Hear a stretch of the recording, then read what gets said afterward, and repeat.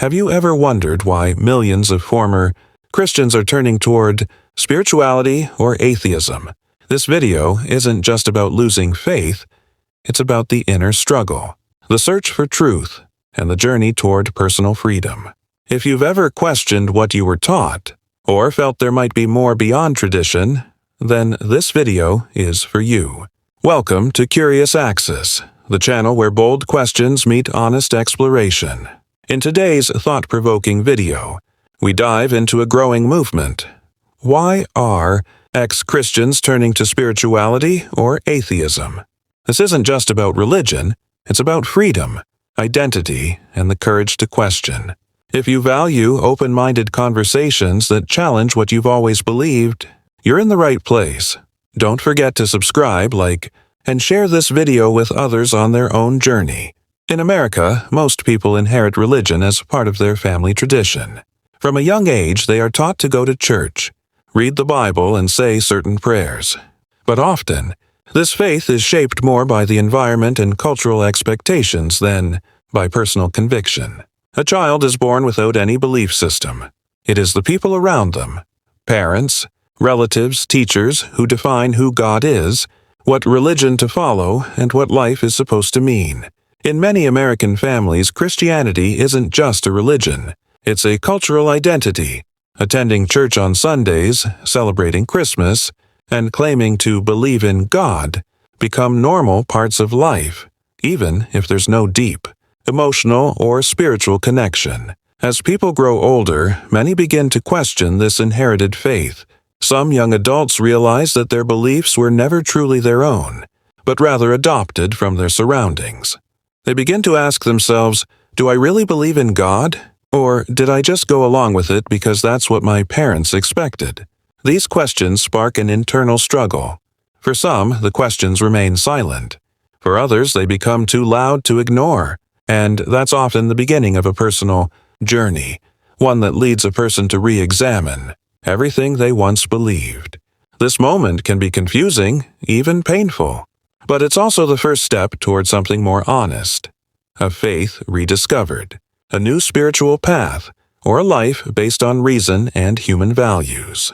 For many ex-Christians, it all begins here, with the realization that their childhood faith may have been more cultural than personal. For many ex-Christians, the shift away from religion doesn't happen all at once. It begins slowly, often with a question, a quiet, uncomfortable question that doesn't quite fit into the teachings they grew up with. Maybe it's about suffering. Why would a loving God allow so much pain in the world? Maybe it's about science. If evolution is real, how does that align with the story of creation? Or maybe it's deeply personal. Why didn't God answer my prayers when I needed Him most? At first, people try to push these questions aside. They're told to just have faith or trust God's plan. But over time, those cracks in belief start to widen.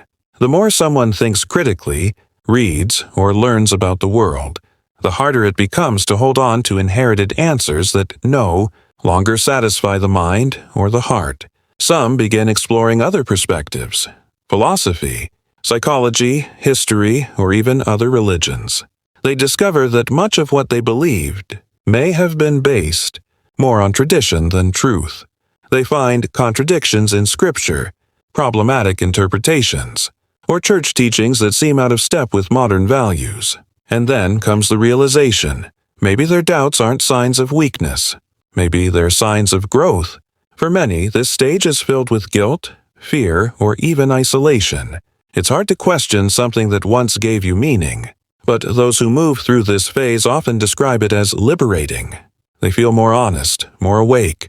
They begin searching not just for answers, but for truth, even if that truth takes them outside the boundaries of organized religion. And that search, painful as it is, becomes the foundation of a more authentic path forward. For many ex-Christians, the decision to leave their faith isn't just about theology or unanswered questions. It's about how they were treated within the church. While churches often preach love, grace, and community, some people experience something very different: judgment, control, and exclusion.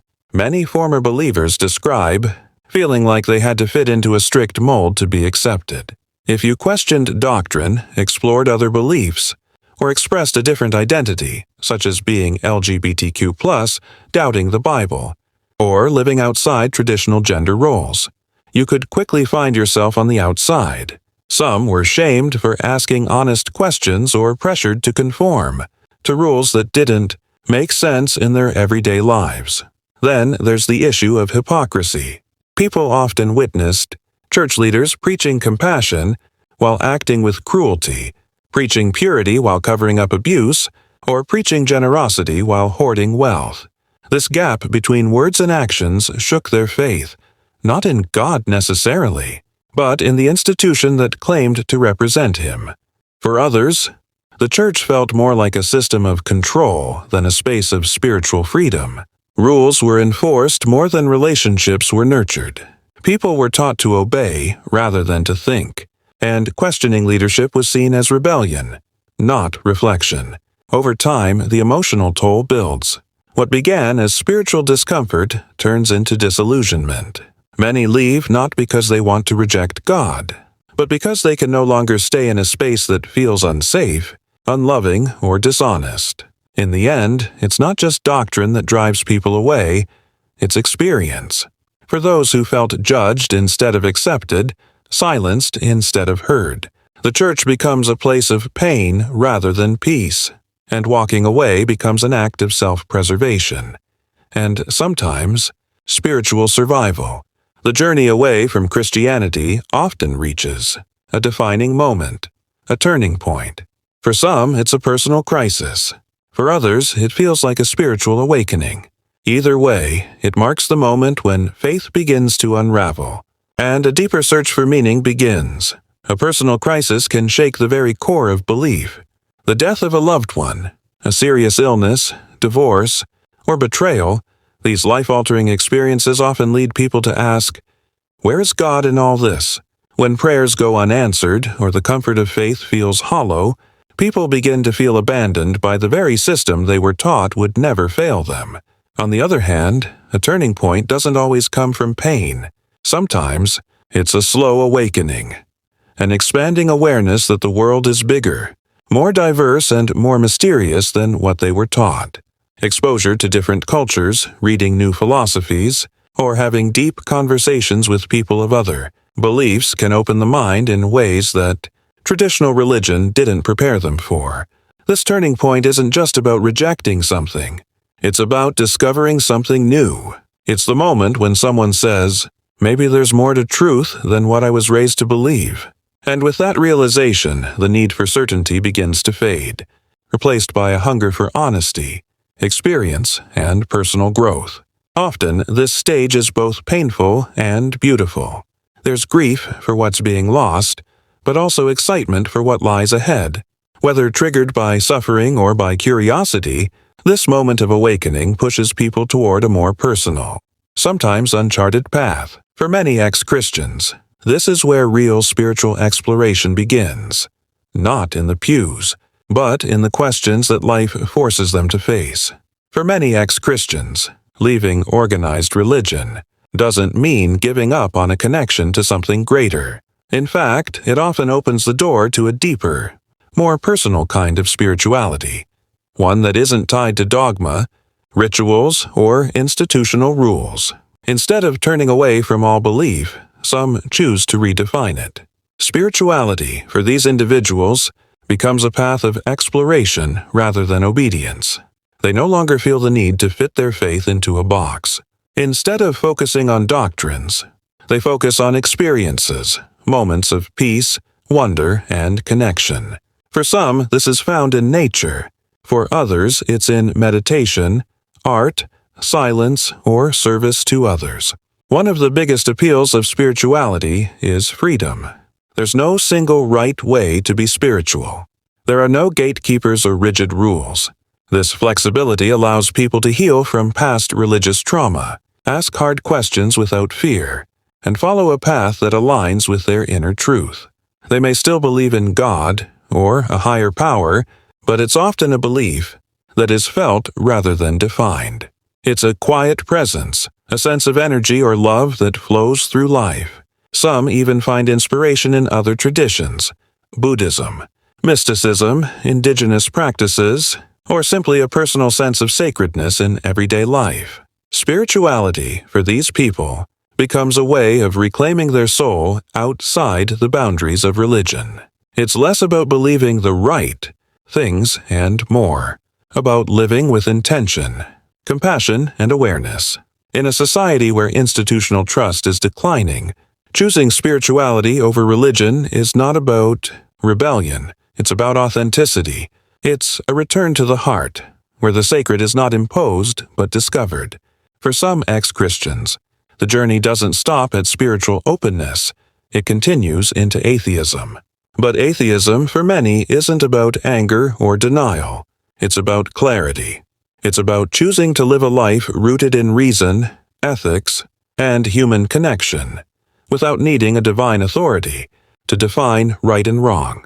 Those who embrace atheism often describe it not as a loss of faith, but as a return to reality. They realize they can be kind, loving, and moral without believing in a higher power.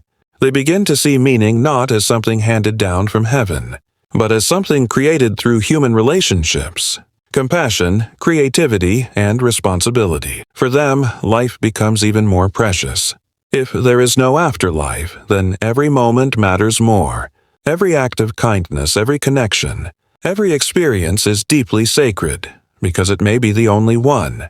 Atheism invites people to live fully, love deeply, and think freely. Of course, this path isn't easy. Letting go of belief can feel like letting go of identity, family traditions, or a sense of cosmic comfort.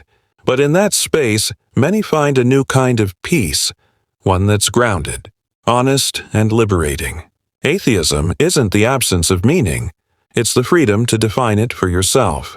Thank you for watching this video and walking through these reflections with us. If you found value in this conversation, please like the video. It truly helps.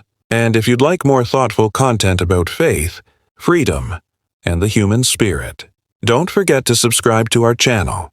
Together, let's keep asking the big questions and discovering honest, heartfelt answers.